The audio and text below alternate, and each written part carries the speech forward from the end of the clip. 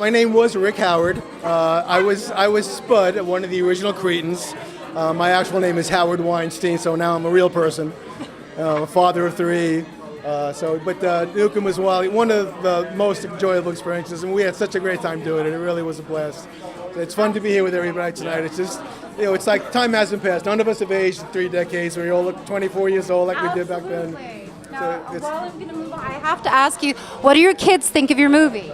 Well, it's funny because I have 15-year-old twins and a 14-year-old, and I had to wait till I thought they were appropriate age to show them, because it's not exactly something I'd want a younger children. So they saw it, I think, when they were 13, and they were just like, "Dad, are you kidding me?" And I'm like, but they enjoyed it. They got a kick out of it because it was fun for them to see Dad in the movie. So they got a kick out of seeing it. Absolutely. And I'm sure they might have wanted to borrow your wardrobe. You know what? The leather jacket I wore in the movie and the brass knuckles were mine.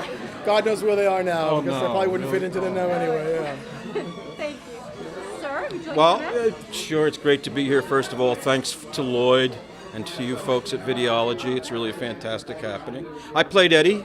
Absolutely. And my name was James Nugent Vernon. You know, you changed your name. You became a real person. I decided not to be a person anymore. I changed my name to. It's so overrated. I changed my name to C.J. Phillips. So that's what's going on in my life. Can't be thrilled to be here. Yeah. I'm sure it's fantastic. Any recollections that any? Just about everything. Yeah. In fact, there was a scene that you wrote. The whole thing about buying that item. Right. That we. Gary actually wrote that. So there's all kinds of little things like that. I think I helped design that scene. Yeah. There's all kinds of little tidbits. I remember a lot of it. I remember how it went all over the world. I was in 21 theaters in New Jersey alone, and just about every college kid on the planet saw it. So it was something I'm very proud of. I want to get back to you in just a moment. I want you to introduce yourself. I'm Gary Schneider. I was Bozo in Toxic and Pete in the class of Nukem High. What a great experience. These films have been following me around for 30 years, and I have no problem with that. It was a great experience. I also have twins. I have 4.5-year-old twins. And and they love the movie. No, I'm kidding. Get arrested. Radiation. Yeah, both have twins. Absolutely. It was the radioactive joints, But great experience. I'm really glad to be here tonight, too.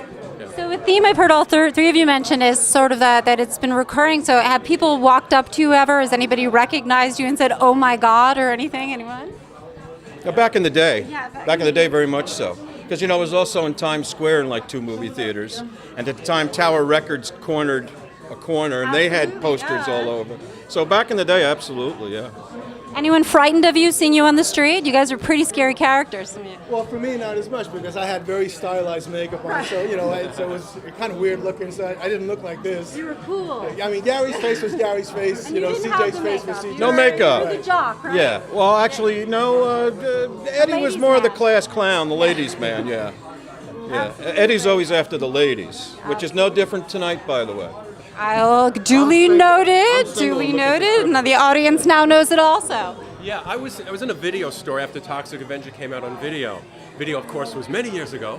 And I was online, and the guy in front of me was returning Toxic Avenger to the guy behind the counter.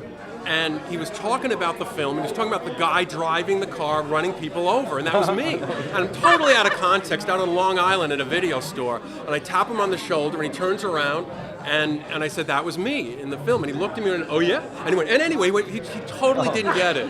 It went right over his head. And I laughed about it with the video store guy after he left. He must have known who you were and laughed about the experience. Yeah, it's really cool. It's like totally out of context, yeah. So one final question. Today versus yesterday, I've recently seen the movie once again, and I have this big picture. There's been many changes over the past few years. What do you think has stayed the same the most, both in the terms of Troma films, terms of culture today, and high school? And particularly since at least 2 of you have children. Yeah. Anything I think high school is the same, culture is the same, and Troma is definitely the same. The makeup's the same? Yeah. The drug culture obviously is always going to be around. It's probably a little more intense these days, but back then it was all good fun. It was nothing like it is today. We were just having a good time. That's all it was. Well, it's interesting. The film is actually, if you look at it in a certain way, it's a no drugs and no nukes film.